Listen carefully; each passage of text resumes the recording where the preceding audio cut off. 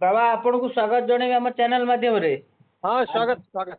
आम चैनल माध्यम रे कहैतला जे पूर्वरु भारत पाकिस्तान युद्ध हब बोली प्राय 3 दिन पूर्वरु से आरंभ हो जाइथिला एवं एबे मध्य जा देखुचे चीन जो कथा हमें कहते भारत पर चीन चीन युद्ध करियो बोली जा आशा शंका करा होउची। तो आउ गोटे बड़ कथा आम कहते भी 13 टोपिया मेली हेबे माने 13टी मुस्लिम कंट्री एकाठी होइकी भारत को आक्रमण करिवे। आरे भितर देखुचे आज होउची तार लास्ट डेट 29 तारिख पई माने विभिन्न बाबा भेंगा ठार आरंभ करी नास्टर डमस हरिका कहते आज 25 अप्रैल जो आज होउची 29 तारिख 2025 रे गोटे किछि भयंकर परिस्थिति हबो बोली तो ताकू नै कोन कहबे आज्ञा। युद्ध हम चाइना तो कुकुरछा सेटा तो विश्वास नहीं सेटा निमक हराम बेईमानटा पठाण सुन मला पठाण मुहरे हाथ पुरेले मो अजा कहे से कामुड़ी दब मला पठाण एते डेंजर पठाण मोहम्मद घोरी की 17 थर क्षमा भिक्षा देले पृथ्वीराज चौहान लास्ट से मोहम्मद घोरी जयचंद्र सहित कनौज राजा जयचंद्र सेन मिसिंग मारिला गुरु गोविंद सिंह कहले गोटा तेल डबार हाथ पुरेब कहूनी जा से तेल हाथ को आनिब गोटा राशि बस्तार पुरेब जेतिक राशि लगिला सेतिक थर पठाण मान को विश्वास करिवो नहीं ता माने से आगुरु सेमाने हेले राक्षस आ असुर सेमानकर संपूर्ण संहार वर्तमान कली कल्की अवतार भगवान विष्णु हेई पारि हेई जाइछंती।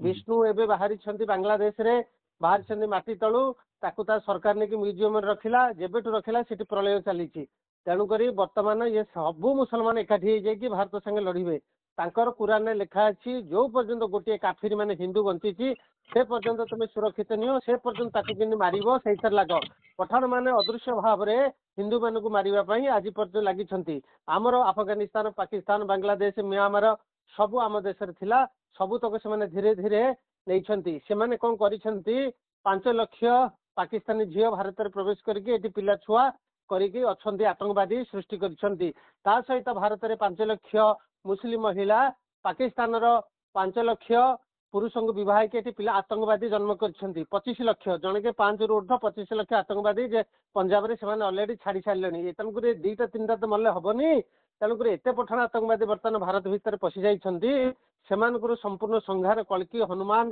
अश्वत्थामा विभीषण काकभूषण समस्त मिसिके आज 29 तारिख आज को आरंभ है प्रलय एवं अल्प समय भर देखिए आकाश अंधार हो वर्षा हम घड़घड़ी हम भूकंप हम बात्या हम आज लास्ट डेट सकाल 9टा अलरेडी हो सारी बर्तमान पाकिस्तान उपर ताबड़तोड़ आक्रमण कर बड़ बड़ बोमा पकड़ इस्लामाबाद लाहौर कराची जो मैंने अच्छे सेल्फी नहीं जा फोटो उठे दियो पठाण मैंने बर्तमान तुम राष्ट्र संहार बर्तमान 9टा स्टार्ट हो गलानी ग्रह सबु ग्रह मैंने बर्तमान बसीगले आक्शन नवाक इंद्रजित मला बेले जमी शनि तांकर सप्तम भाव को गोड़ बढ़ई देते से भाया सबु ग्रह मैंने बर्तमान सप्तम भाव को देखुं वर्तमान समय तेणुक पाकिस्तान मुसलमान मानक जिते कंट्री थी 56टा सब 13टा तो युद्ध करेंगे बाकी 56टा को अमेरिका इज्राएल रूसिया मिसिकी सब समाप्त कर जो पर्यटन गोटे पठाण बंचिकी अच्छी से पर्यंत हिंदू मैंने सुरक्षित नुह ताको कुरान कहूँ गोटे हिंदू बंचा पर्यटन तुम सुरक्षित नुह किंतु आमर धर्मशास्त्र वेद वेदांत कहूँ जो पर्यटन गोटे असुर बंची से पर्यंत आम सुरक्षित नुह तेणुक सब पठाणकर मुसलमान मुगलंकर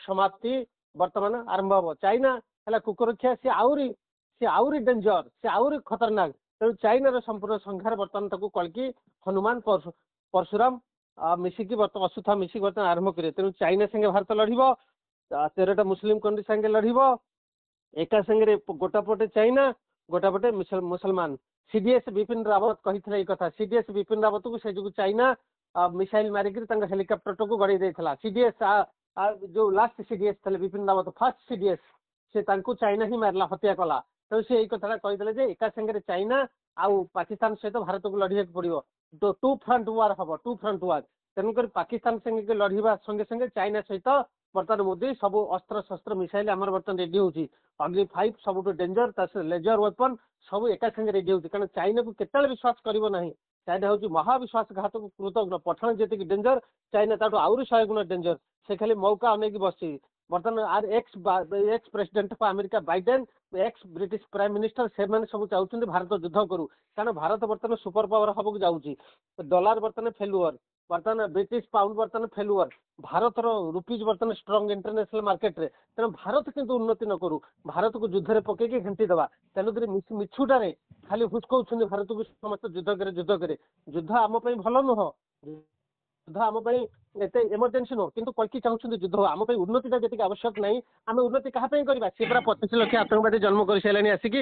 ମାନେ ମାନେ ପୁରୁଷ ହଉଛନ୍ତି ପାକିସ୍ତାନର, 5 ଲକ୍ଷ ମହିଳା ହଉଛନ୍ତି ଭାରତର। ସେମାନେ ସବୁ ଭାରତର ଆଧାର କାର୍ଡ 25 ଲକ୍ଷ ଜନ୍ମ କରିକି ଆତଙ୍କବାଦୀ କରିସାରିଲେଣି। ଆଧାର କାର୍ଡ ସବୁ ଭାରତର। ସେମାନେ ବର୍ତ୍ତମାନ ଛାଡିକି 5 ଲକ୍ଷ ପଳେଇଲେ, ଏଠି 25 ଲକ୍ଷ ଆତଙ୍କବାଦୀ ଜନ୍ମ କରି ଯାଇଛନ୍ତି। ଏଇଆ ହେଇଛି ବର୍ତ୍ତମାନ ଅବସ୍ଥା। ତେଣୁକରି ଆମ ମାନେ ଏଇ 2 ଟଙ୍କିଆ ଚାଉଳକୁ ଅନେଇକି ବସିକି ଆମର ପିଢିକି ଆମେ ନଷ୍ଟ କରୁଛେ। ତେଣୁକରି ଆମକୁ 2 ଟଙ୍କିଆ ଚାଉଳ ଦରକାର ନାହିଁ। ଆମର ବର୍ତ୍ତମାନ ଉନ୍ନତି ଆଉ ଦରକାର ନାହିଁ।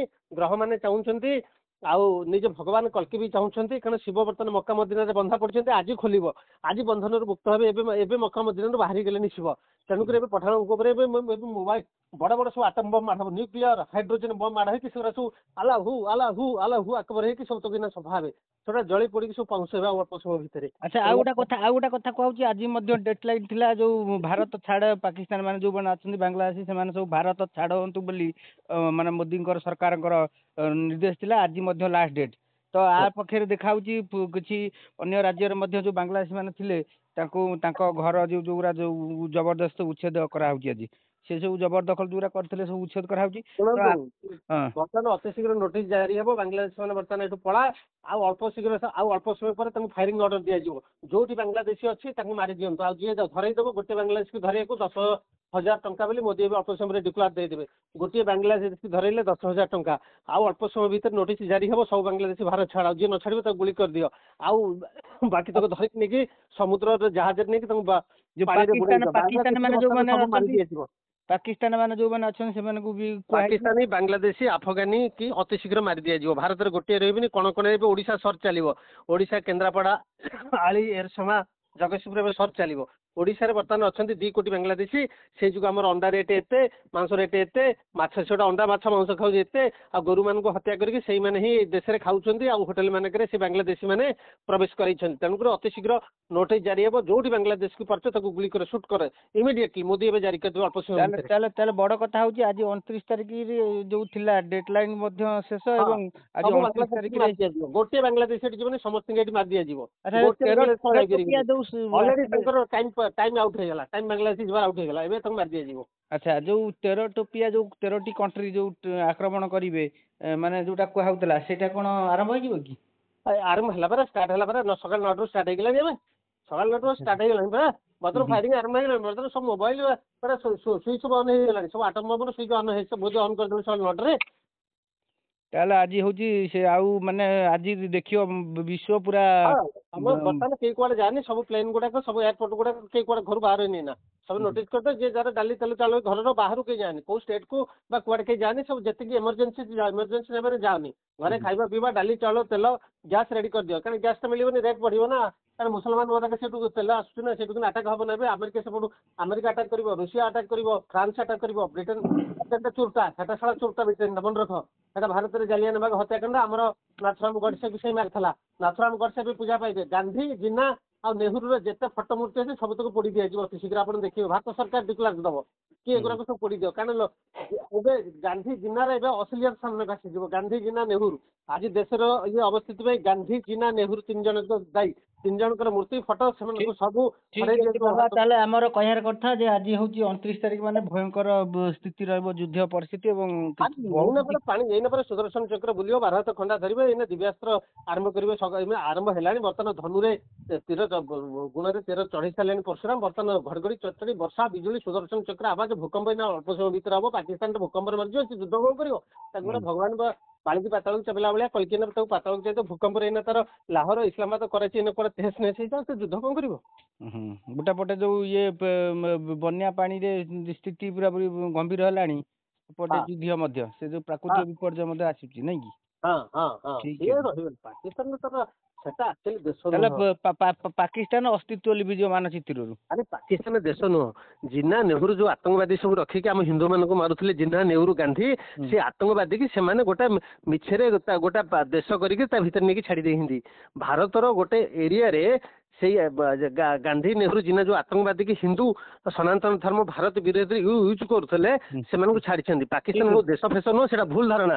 ଆପଣ ଆମର ଓଡିଶାର ବିଶ୍ୱବାସୀ କୁହନ୍ତୁ, ତାକୁ ଦେଶ କହିବେନି। ଗାନ୍ଧୀ ଜିନା ନେହେରୁଙ୍କର ଆତଙ୍କବାଦୀ ମାନଙ୍କୁ ଗୋଟେ ଏରିଆ ଦିଆଯାଇଥିଲା, ସେଟା ହଉଛି ପାକିସ୍ତାନ। ସେ କଥା ଜୟ ଜଗନ୍ନାଥ, ଜୟ ପଞ୍ଚସଖା, ହର ହର ମହାଦେବ।